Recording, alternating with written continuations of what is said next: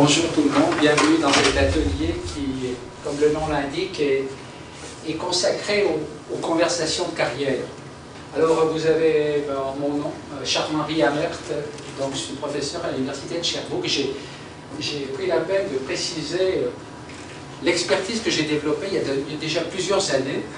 En fait, ça date d'une vingtaine d'années déjà, et je pense que par rapport au sujet d'aujourd'hui, c'est bon que j'indique qu'effectivement j'ai fait des études de psychologie, j'ai fait un postdoctorat en gestion des ressources humaines, et à cette époque-là, c'est là que j'ai découvert le domaine du développement de carrière dans les organisations. Ça date d'une vingtaine d'années. Et depuis cette date, donc, je travaille en lien avec le sujet du DCO, développement de carrière dans les organisations. Ce développement de carrière dans les organisations est en lien direct avec l'insertion professionnelle dont on parle aujourd'hui. Alors, je ne vous cacherai pas que le milieu scolaire, je ne le connais pratiquement pas. En fait, c'est seulement depuis 2009, quand j'ai découvert les statistiques qui indiquaient qu'effectivement, les enseignants décrochaient, c'est là que je me suis intéressé à cette problématique de l'insertion professionnelle des enseignants. Et ce que j'aimerais vous proposer aujourd'hui, c'est de vous présenter ce que j'ai fait dans d'autres secteurs d'activité et voir ensemble si c'est possible de transférer cette expérience-là dans le milieu scolaire. Alors, en introduction, je vais commencer par une question très ouverte. Est-ce que, selon vous, les enseignants, le personnel enseignant, a une carrière?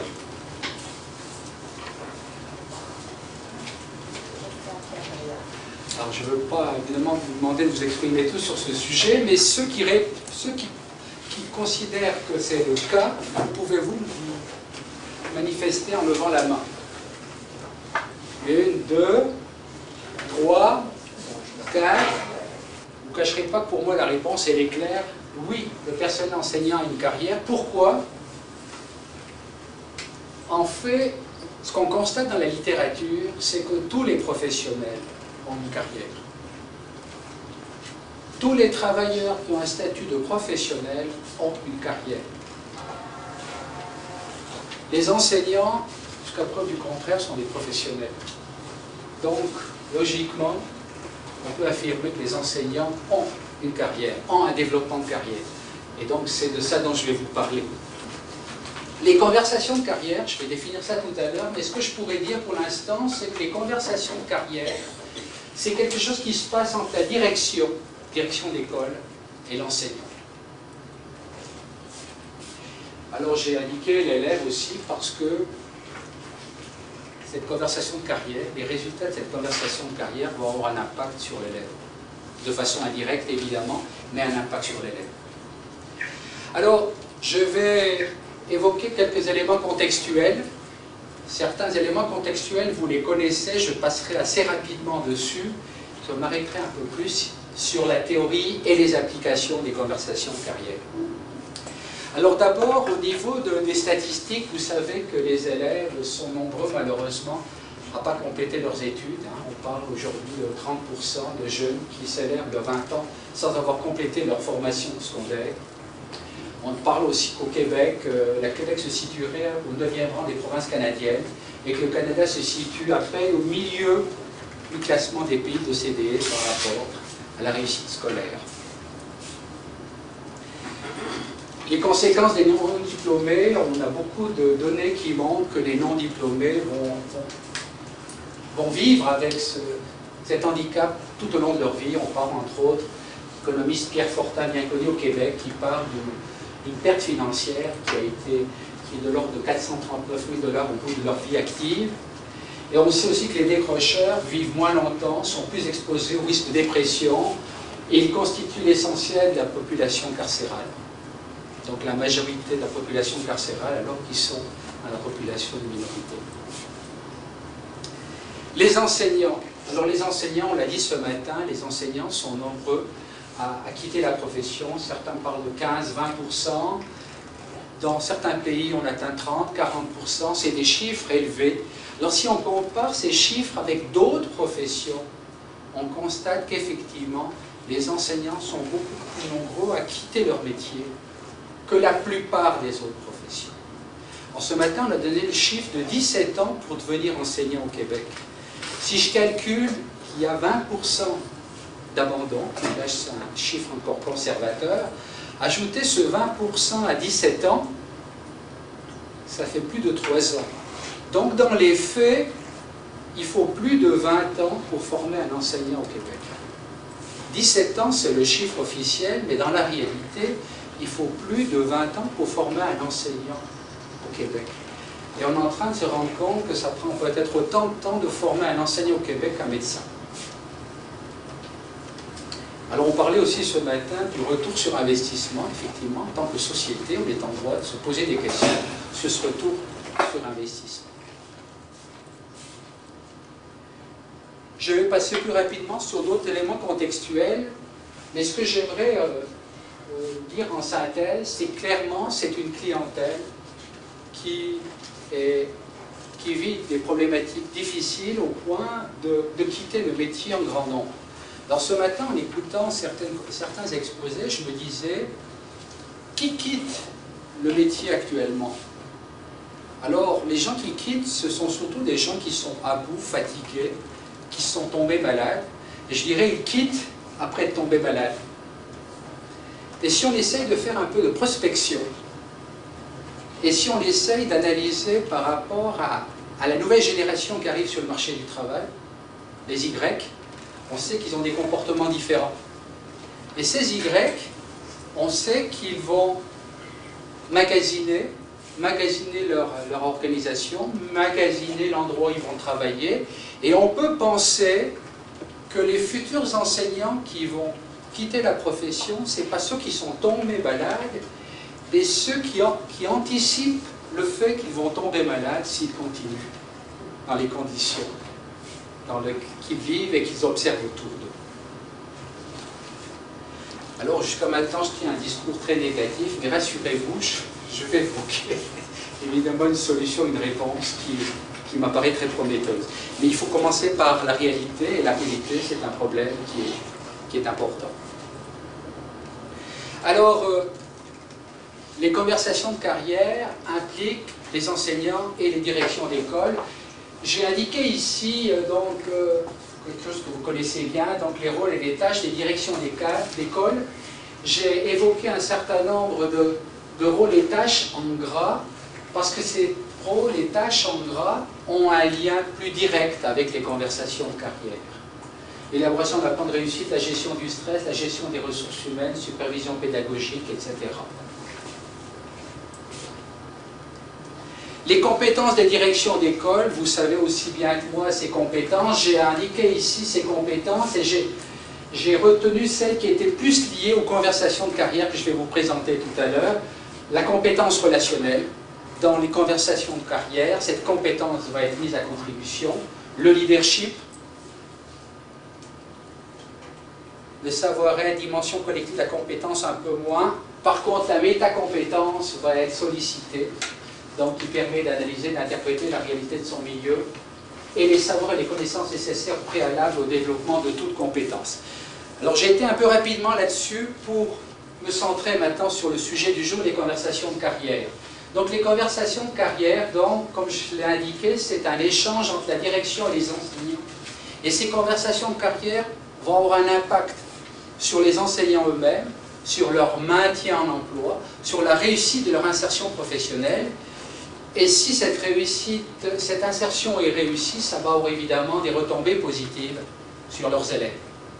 Alors le lien avec la carrière et avec le sujet du jour, en fait ce qu'on a observé, et ça ce sont des données qui viennent de milieux autres que le milieu scolaire. Donc on a observé que la performance organisationnelle est corrélée avec le développement de carrière, car ce dernier accroît la motivation des employés. En d'autres termes, lorsque les individus se développent au niveau de la carrière de façon satisfaisante, cela va leur permettre d'être plus performants et ça va leur permettre aussi d'être plus fidèles à l'organisation qui les emploie. Ce qui est important avec la carrière, c'est qu'il y a des retombées pour les deux parties en présence. Il y a des retombées au niveau individuel et il y a des retombées au niveau organisationnel. Alors, je vais prendre la peine de les citer parce qu'elles m'apparaissent quand même assez importantes et significatives. D'abord pour l'individu. L'individu qui bénéficie de conversations de carrière, d'échanges sur la carrière sur une base régulière, va pouvoir développer sa connaissance de lui-même. J'ai assisté tout à l'heure à un atelier par rapport à l'identité professionnelle, on parle de connaissance de soi. Identité professionnelle, on voit des liens forts. Ça va permettre de favoriser le développement de la compétence. Ça va permettre de favoriser la connaissance des perspectives de carrière dans l'organisation. Connaissance des opportunités de développement professionnel. Capacité à prendre des décisions au sujet de sa carrière. L'identification de ses buts et objectifs de carrière. Habileté politique interne par la compréhension des normes et valeurs de l'organisation. Stratégie d'autogestion de sa carrière. Accompagnement du changement et enfin responsabilité personnelle à l'égard de son développement de carrière. Donc là on voit une série de bénéfices importants pour l'individu. Quant à l'organisation, quels sont les bénéfices? D'abord, ça va faciliter la communication entre gestionnaires et employés. Dans ces conversations de carrière, on parle d'éléments positifs qui vont stimuler les deux parties. Ça va favoriser l'atteinte des objectifs et des standards de performance. Ça va favoriser l'apprentissage des compétences requises pour le travail à effectuer. Favoriser le développement des talents. Si ces talents se développent, si les compétences se développent, eh bien effectivement, ça va favoriser donc la croissance de la productivité, de la performance de l'organisation. Ça va favoriser la flexibilité organisationnelle. La mobilité latérale. Tout à l'heure, on a demandé qu'est-ce que c'était la carrière. Alors la carrière, c'est le développement de l'individu tout au long de sa vie professionnelle. Alors ce développement va prendre différentes directions. Parfois, la direction va être dans la verticalité, on va monter. Parfois, la direction va être latérale, on va se déplacer, on va se développer latéralement. Donc ça va favoriser le développement professionnel de l'individu dans diverses directions liées à ses compétences, à ses intérêts et évidemment aux opportunités de carrière. Promotion dans l'organisation, réduction du roulement et augmentation de la rétention.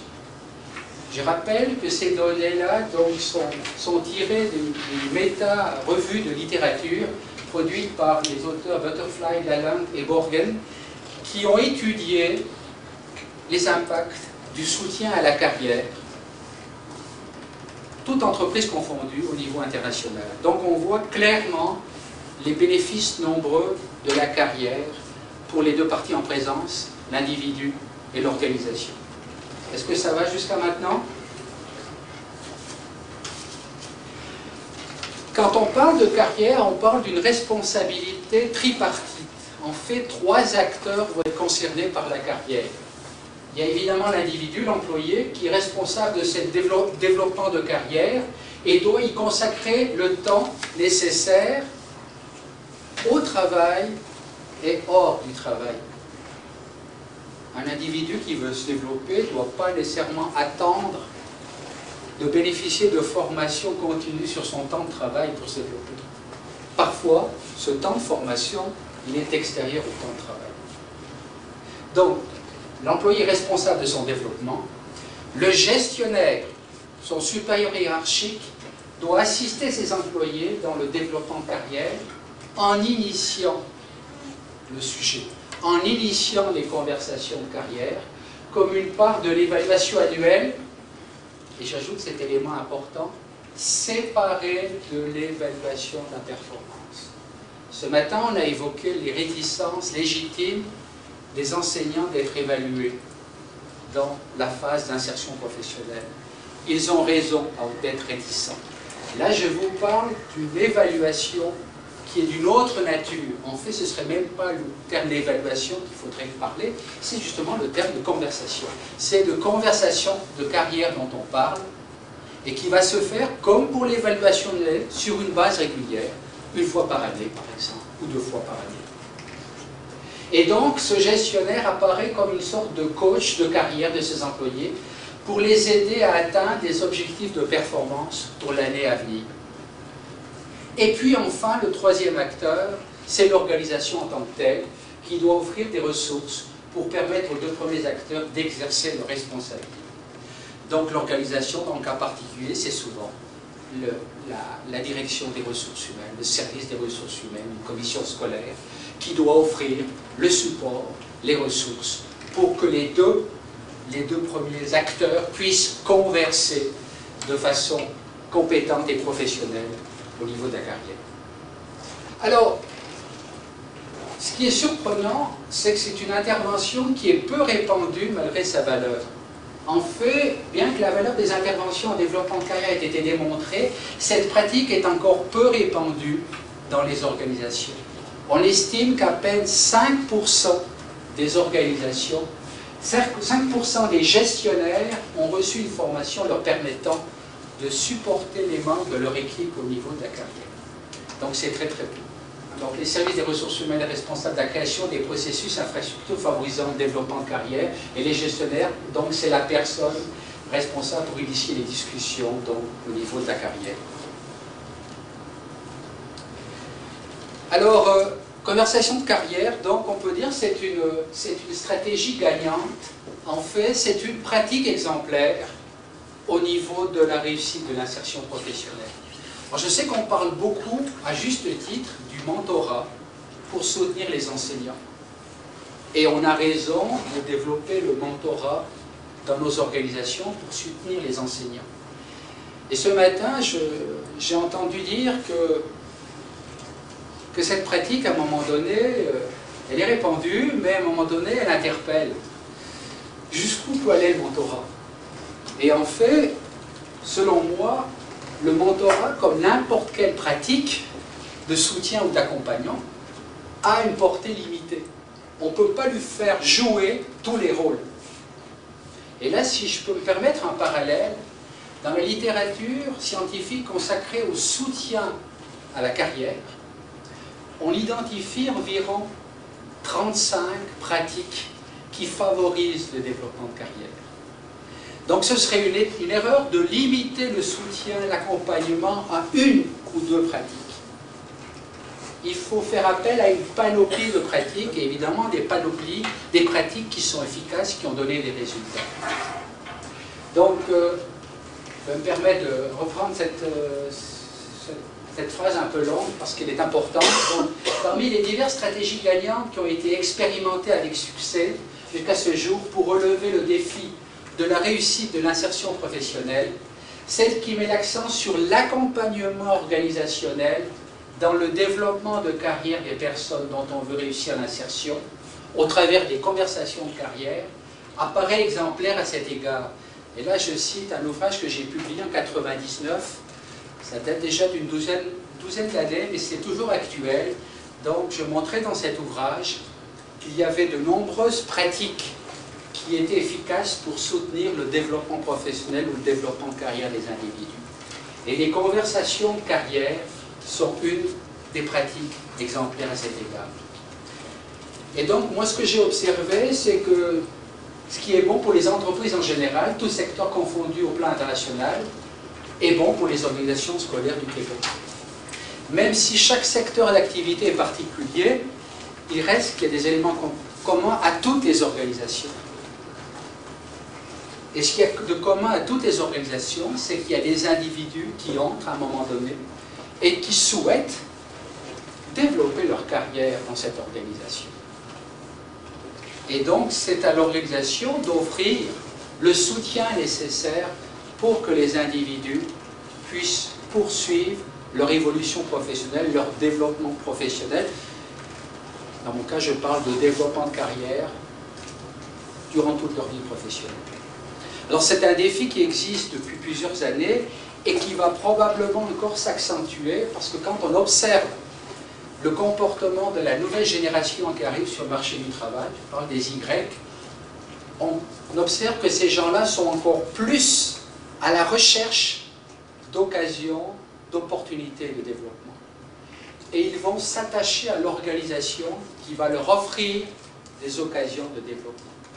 Alors je vous en parle un peu en connaissance de cause, parce qu'en tant que professeur, j'ai dans mes classes de bac, et maintenant ça commence à arriver en maîtrise, cette nouvelle génération d'Y. Et ils ont des comportements bien différents de la génération précédente. Et ils veulent, on dit souvent, ils viennent à l'université et ils veulent de la qualité. Ils veulent des outils de développement, et quand ils rentrent sur le marché du travail, ils veulent continuer à se développer. Et le gestionnaire, le supérieur hiérarchique, est la personne la mieux placée pour accompagner ces jeunes professionnels dans la réussite de leur insertion professionnelle. Alors c'est une responsabilité partagée, il ne faut pas laisser tout le poids de la responsabilité sur le gestionnaire, mais le gestionnaire a un rôle clé dans la réussite de l'insertion professionnelle de ces jeunes professionnels. Alors j'en viens maintenant à la définition des conversations de carrière. La définition est assez simple, en fait, qu'est-ce que c'est une conversation de carrière? C'est une discussion entre un gestionnaire et un employé qui porte sur la carrière et qui va encourager le développement de carrière chez l'employé. Le but, c'est de favoriser l'établissement d'objectifs précis et d'un plan de perfectionnement pour l'employé qui seront bénéfiques à la fois à l'employé et à l'organisation. Alors pourquoi je vous parle de formation? Parce qu'en fait, comme d'autres professeurs d'université, on a été encouragés à bâtir des projets en lien avec le chantier 7, que vous connaissez tous. Et donc, dans le cadre de ce chantier 7, donc, on est encouragé à bâtir des projets de formation continue qui s'adressent au milieu scolaire. Et donc, dans le cas particulier, je suis en train de bâtir un projet de formation continue qui vise à développer et mettre en œuvre, donc l'objectif du chantier 7, vous le connaissez, je pense que je n'ai pas besoin de le rappeler. Par contre, je vais tout de suite passer au projet sur lequel je travaille actuellement. C'est un projet qui vise à concevoir, déployer et évaluer un projet de formation. Ce projet de formation, c'est un projet de formation pour les directions d'école, donc pour ce que j'appelle les gestionnaires de proximité au niveau des enseignants. Donc c'est un projet qui s'adresse à des directeurs d'école qui travaillent de façon étroite avec leurs enseignants. Comme la plupart de ces recherches dans le cas du chantier 7, on parle ici d'une recherche collaborative entre le milieu de l'université et le milieu partenaire, le milieu d'école. Donc, quelques mots sur ce que c'est une recherche collaborative. Donc, elle réunit des chercheurs et des intervenants autour d'un questionnement lié à l'exercice de pratiques professionnelles. Donc ici, le questionnement, c'est comment échanger de façon satisfaisante au niveau de la carrière sur une base régulière. Comment échanger lorsqu'on est directeur d'école et qu'on doit discuter de ce sujet avec notre personnel scolaire. Notre personnel scolaire qui vient d'arriver dans le monde du travail, qui est en insertion professionnelle et qui a moins de 5 ans d'ancienneté dans le métier. Donc, les recherches collaboratives impliquent une participation directe des intervenants de terrain à la prise de décision concernant le déroulement et les retombées de la recherche. Ça suppose une co-construction d'un objet de connaissance où le point de vue des intervenants est placé au premier plan de la démarche. Ça doit être flexible, s'ajuster, progresser selon les événements, repose sur un processus cyclique, planification, action, observation, réflexion. Ça nécessite l'établissement d'une communication systématique entre les chercheurs et les intervenants. Ça allie à la fois l'activité de production de connaissances et de développement professionnel. Et ça vise une médiation entre la théorie et la pratique.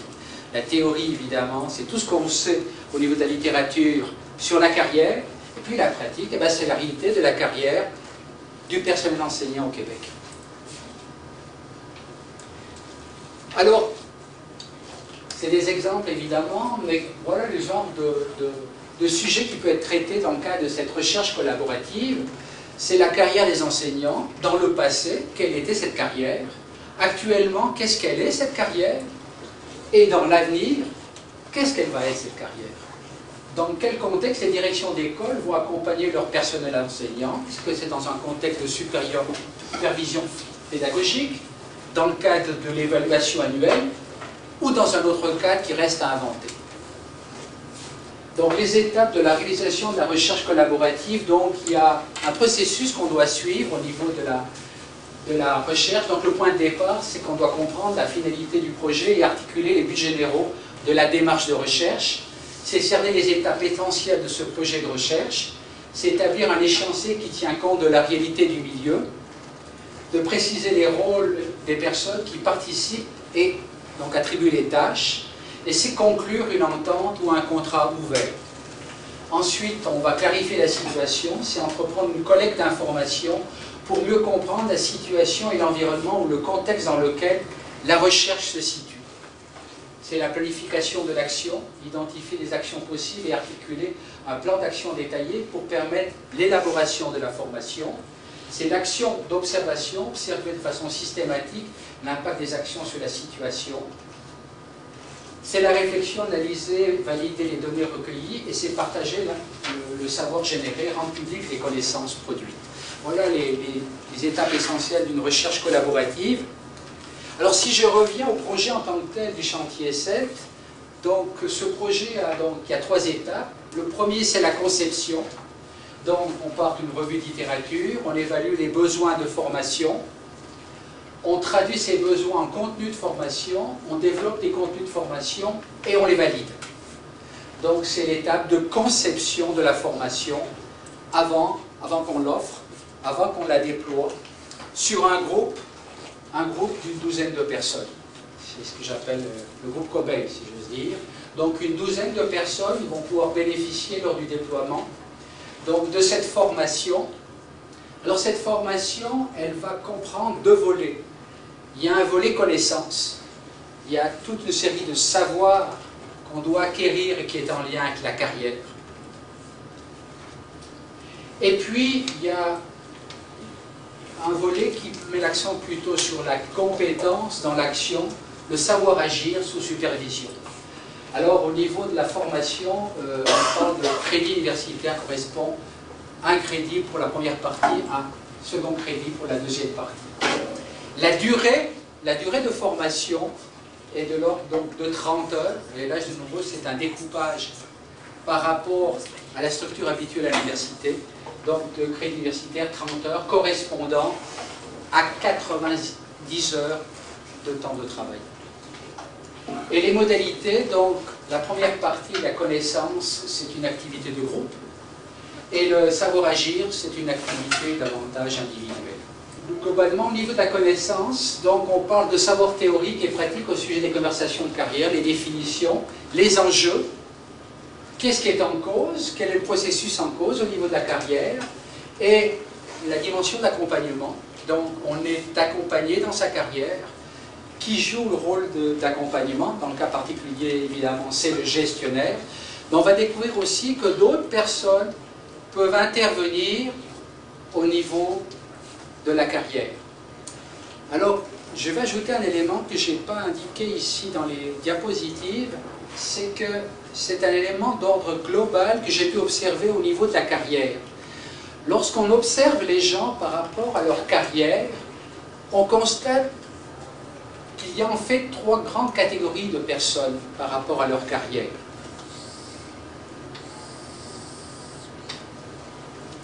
C'est qu'au niveau de la carrière, on a 3 groupes, on peut identifier 3 groupes de personnes. Il y a un premier groupe qui peuvent s'auto-gérer par rapport à leur carrière. En fait, ce sont des gens qui ont une vision très claire de qui ils sont et vers quoi ils veulent tendre.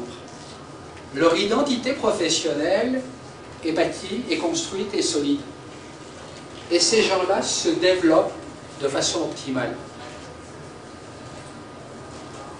Donc on parle ici d'autogestion de carrière. Il y a un deuxième groupe.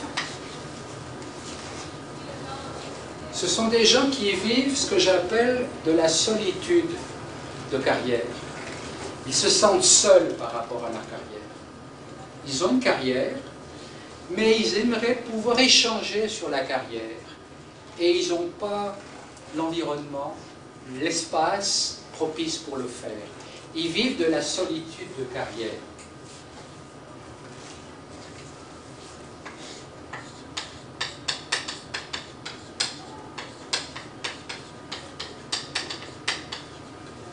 Et puis il y a un troisième groupe ici. Leur solitude a pris tellement d'ampleur qu'elle s'est transformée à un moment donné en souffrance de carrière.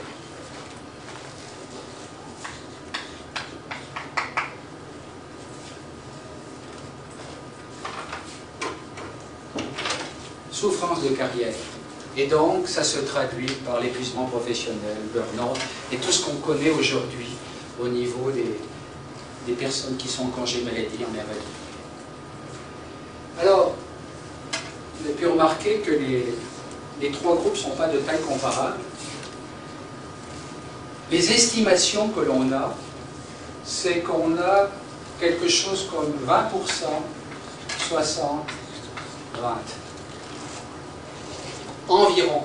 Évidemment, ça varie selon les milieux.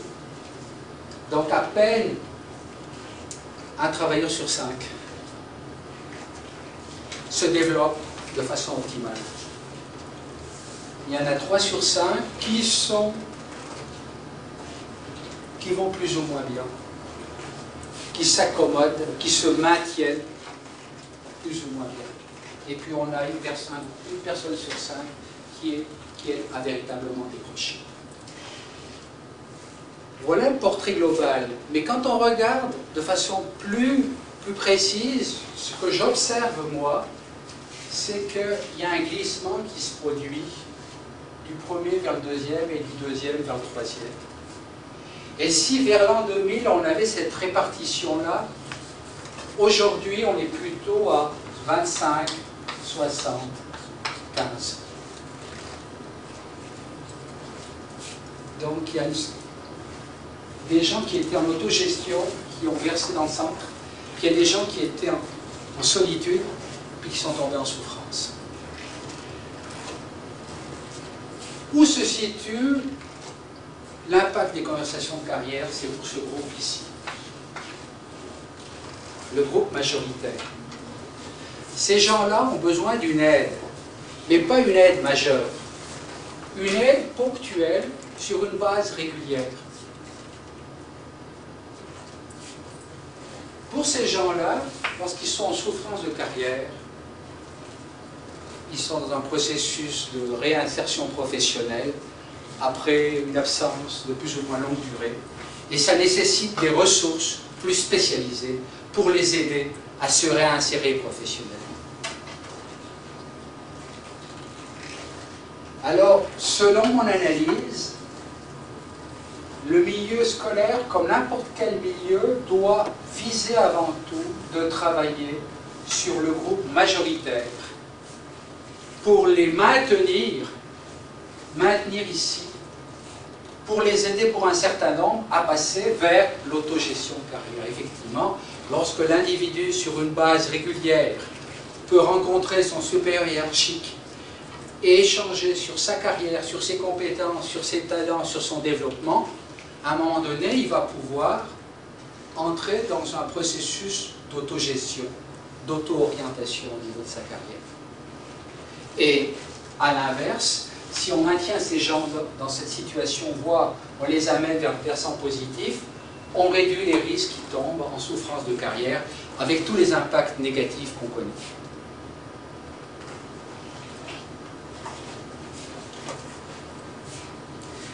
Donc là, je reviens au niveau des connaissances. Donc, évidemment, c'est des éléments qui feraient partie d'un cours, ces éléments-là. Donc, on parle de connaissances théoriques et pratiques portant sur les principes et les enjeux d'adaptation de carrière, dans le cas particulier du personnel enseignant. Effectivement, chaque secteur d'activité est particulier. Les carrières sont propres à chaque secteur d'activité. Cela étant, il y a des éléments communs, il y a des dénominateurs communs pour tous les secteurs d'activité, pour toutes les organisations. Et au niveau du savoir agir, donc on parle ici de la capacité pour le directeur de pouvoir agir, intervenir dans les conversations de carrière. Donc c'est une analyse de pratique en situation authentique, intervention de 12 directeurs, directrices auprès de leur personnel enseignant. Donc on va offrir des activités de supervision directe à partir de matériel audio, vidéo, ou encore en supervision directe sur le terrain.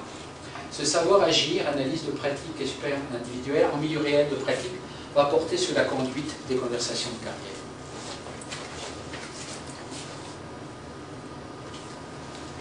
Et la troisième étape du projet, c'est l'évaluation. Donc on va évaluer cette formation auprès des personnes qui en ont bénéficié, donc les gestionnaires, mais évidemment sur l'autre partie, donc les enseignants qui ont pu bénéficier de ces conversations de carrière. Donc on parle d'entrevues semi-dirigées, de focus group et d'utilisation d'autres instruments de mesure. Et grâce à cette évaluation, on va pouvoir ajuster le dispositif de formation suite à l'évaluation. Suite à l'évaluation, évidemment, ce dispositif de formation qui serait ajusté pourrait par la suite être déployé plus largement à l'attention des directeurs d'école au Québec. Donc, si je synthétise, l'objectif du projet, c'est de concevoir un projet de formation sur les conversations de carrière pour les directions d'école en partenaire, avec le partenaire, donc dans un contexte de recherche collaborative. C'est d'offrir une formation auprès de 12 directeurs, directrices d'école.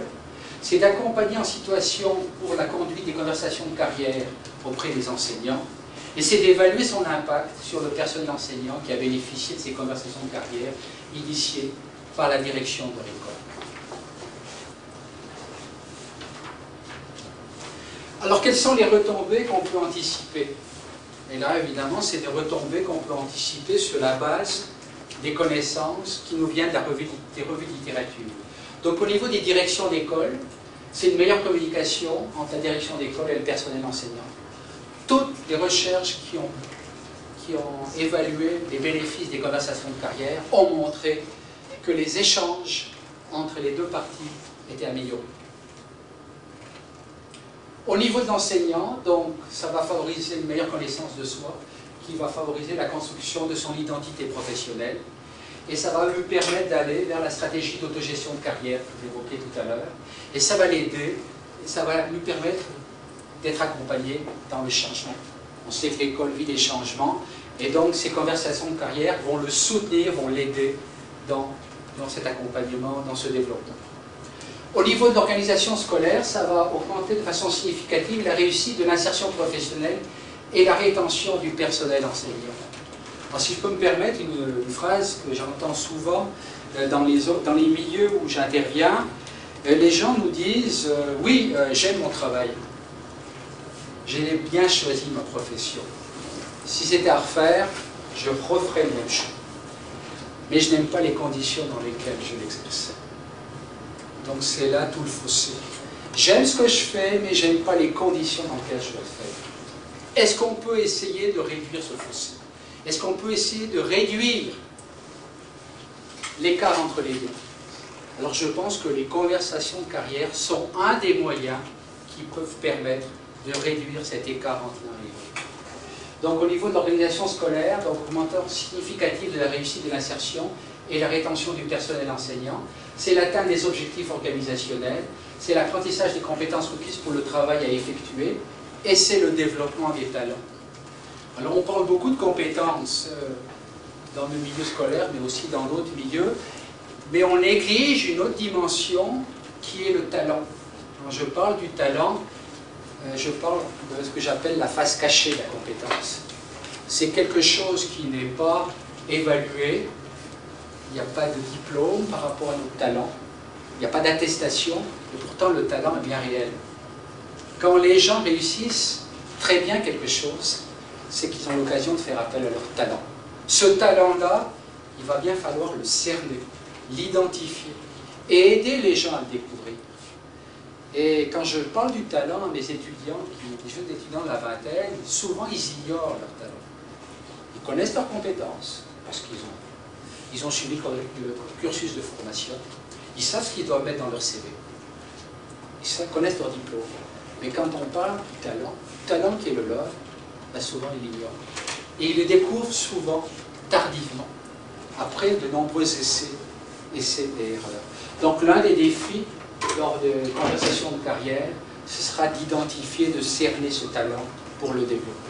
Et enfin, au niveau des universités, donc ça va permettre d'offrir de la formation continue, qualité, adaptée aux besoins des milieux de pratique, et donc c'est de participer à une meilleure intégration des enseignants et des enseignants.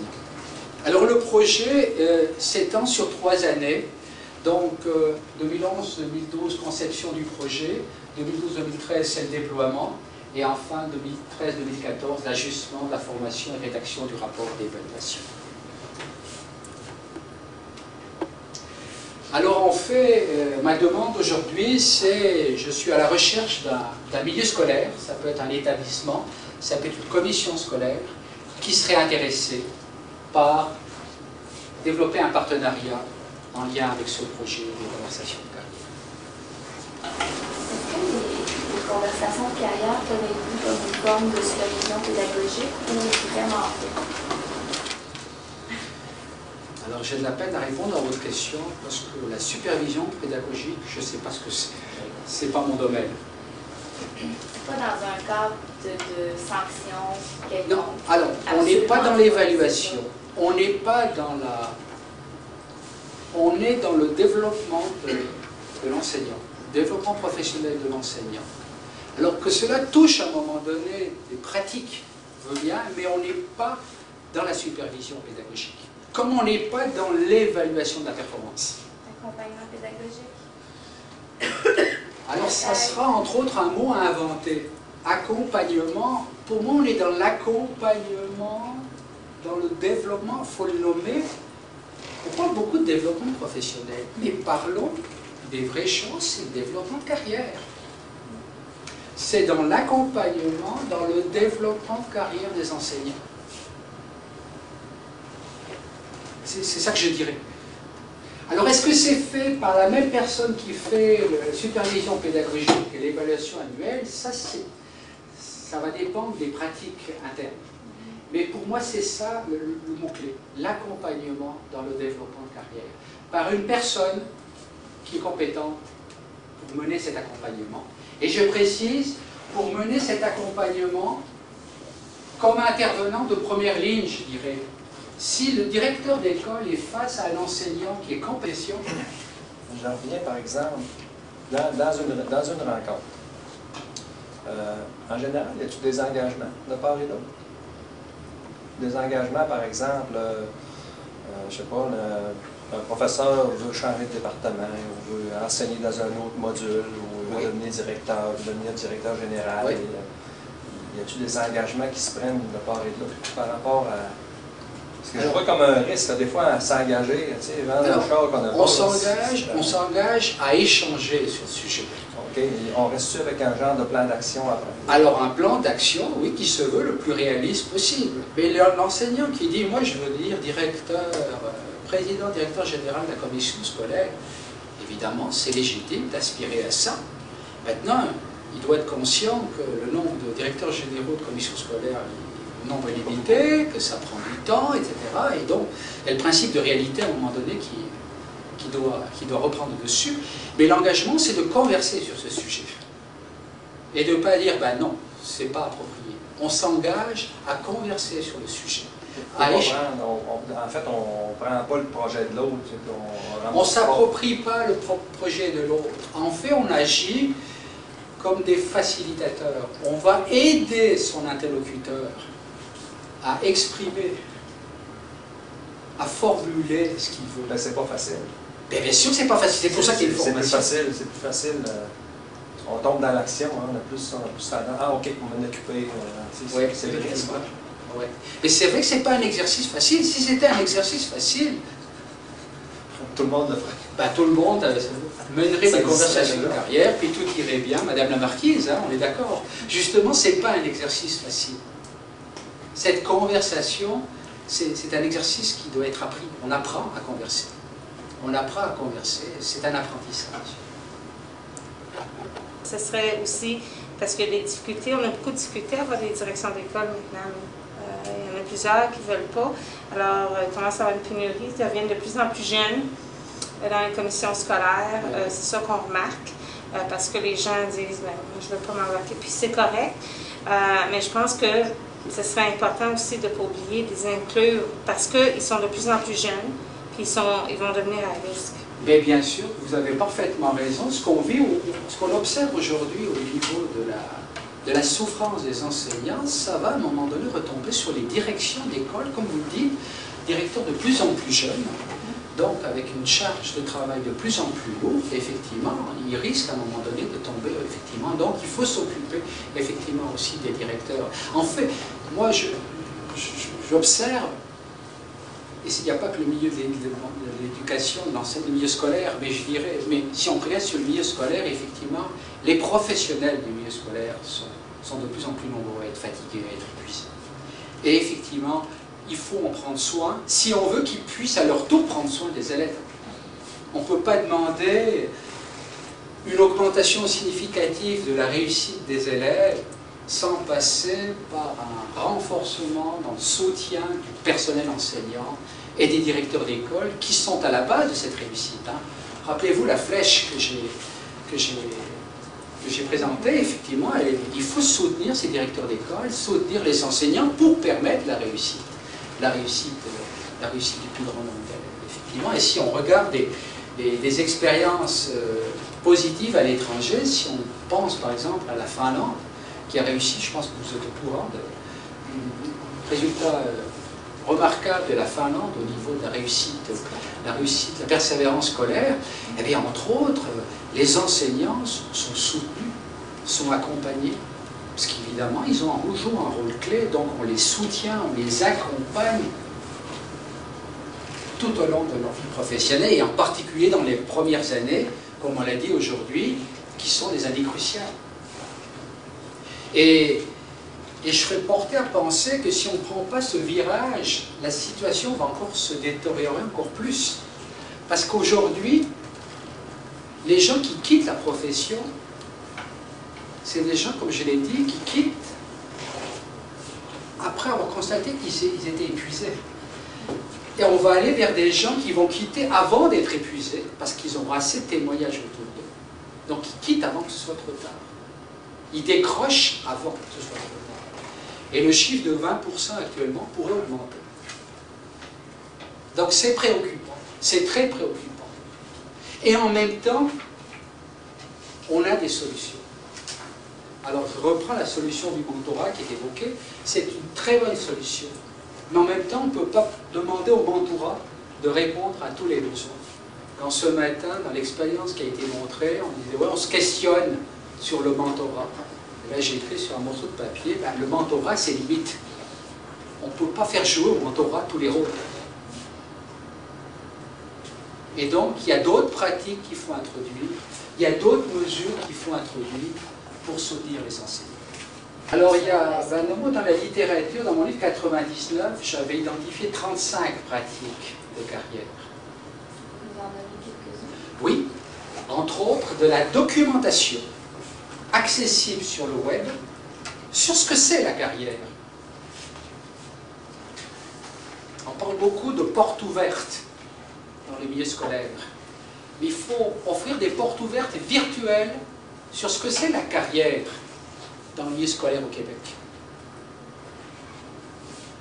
Et donc il faut bâtir de l'information, de la documentation accessible sur le web sur tous les parcours de carrière possibles à travers les expériences passées, à travers l'expérience actuelle, et puis évidemment, on va faire un peu de prospection par rapport à l'avenir. Et on est capable de faire ça. On l'a fait dans d'autres professions, dans d'autres secteurs d'activité. On peut le faire dans le milieu scolaire.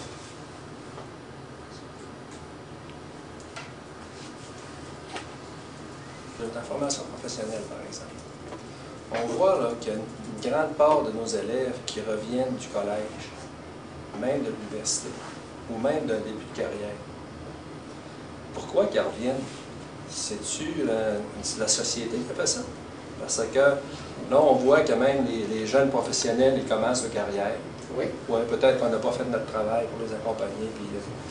Mais ça, on dirait qu'aujourd'hui, c'est plus linéaire, la carrière. Exactement. C'est comme un zigzag, parce que les jeunes, en tout cas, on le voit à l'AFP, il y a des options jusqu'à 20 c'est des retours du cégep.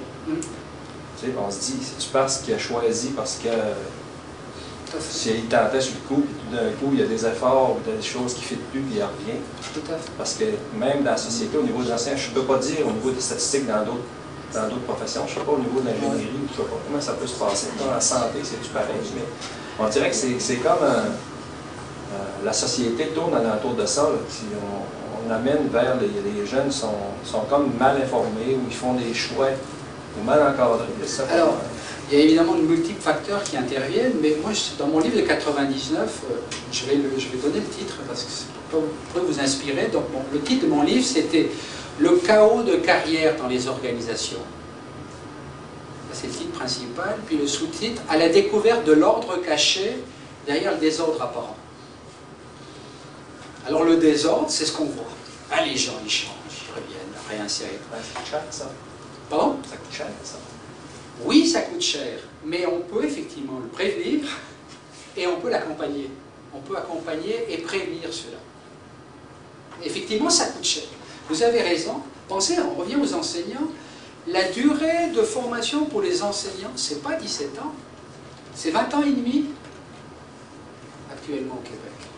C'est ça les vrais chiffres. S'il a changé 2 fois de bac en même temps. Oui, il a changé 2 fois de bac, etc.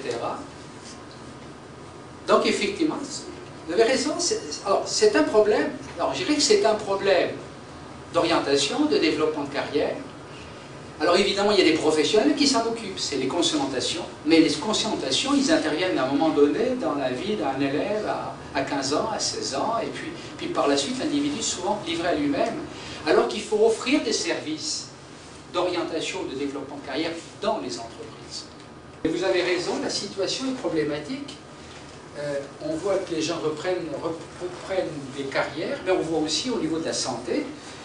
J'ai échangé encore récemment avec une clinique privée qui me disait, si vous saviez la quantité de patients que j'ai qui sont malades, et du travail. C'est le travail qui les a rendus malades. Ils ont mal ici, ils ont mal là, ils ont mal là, ils ont mal là, mais ils sont malades de leur travail. Et ils tombent malades. Après, les médecins, qu'est-ce qu'ils font? Ils leur donnent des antidépresseurs, ils leur donnent des calmants, etc. Et puis cette logique, elle continue comme ça. Puis après, à un moment donné, les gens souffrent jusqu'au moment, ils ont un âge suffisant pour verser dans une pré-retraite, etc. Puis qui c'est qui paye tout ça? C'est la société. Et la société nouvelle qui arrive sur le marché du travail aujourd'hui, elle ne sera plus d'accord de payer. Il reste encore 5 minutes.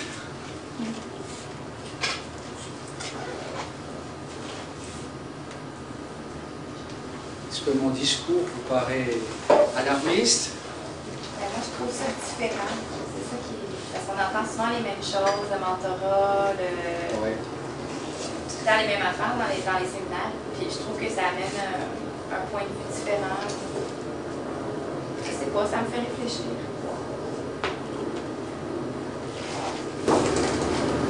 Sur les prix d'une carrière qu'on voyait autrefois de 35, 40 ans, 60 ans, une vie complète. Comme on parlait tantôt, une deuxième, troisième carrière. Même un enseignant SP, c'est quelqu'un qui fait une deuxième carrière. Bien sûr. C'est pas ça le cacher. Les gens voient beaucoup plus près maintenant. On voit dans les 5 prochaines années, on voit plus les 10 prochaines, les 20 prochaines. C'est difficile de planifier. Alors, évidemment, il est difficile de se projeter dans un horizon de 20 ou 30 ans. C'est pas ça qu'on fait. On doit se projeter, j'appelle ça le savoir devenir. Il faut être capable, à partir du moment où on a une bonne connaissance de nous-mêmes, vers quoi on veut tendre, pour nous permettre de continuer à nous développer.